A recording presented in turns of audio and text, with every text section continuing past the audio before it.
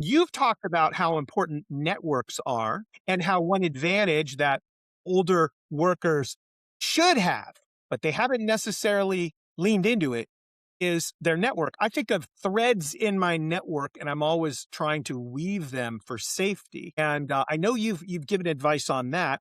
I will tell you that in the executive education classes that I'm a part of at Wharton, I have very senior, very solid leaders in technology who are coming in, and sometimes they have never been blindsided. So when you Yeah. talk to someone who has never been blindsided, who truly believes that there's nothing political that could blow their world sideways, it's a fascinating thing. When you talk Mhm. to folks like that and you suggest maybe it's a good idea to try to have one foot on the boat and one foot on the dock. In other words, diversification. We do it with our portfolios. Why not our career? Yeah. Exactly, Yeah. exactly. And sometimes, and the one thing that, if I could get one thing across to people, it would be have a side hustle, Oh, yeah. whatever that is.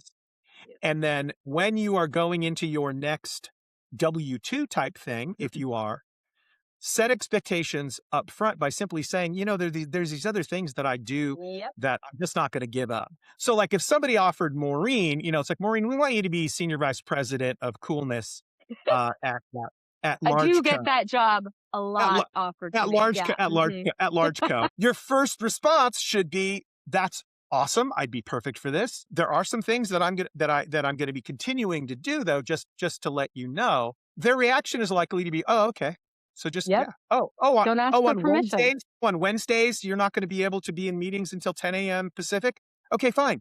But if you ask after the fact, it's never going to happen. What are some other Take things it like, in. yeah, so like what strategies if someone came to you and they were either, hopefully it's beforehand, hopefully they're coming to you to talk about a strategy, more of an insurance strategy than the house is on fire, now what do I do? You're thinking about it the complete right way, right? Because we're in a career stability crisis, right? We cannot depend on corporate the way in which we used to be able to. It's not the safety net that we thought it was. So we do have to find ourselves in a situation where we are looking to diversify. So yes, start while you still have a job, if at all possible. That's very important.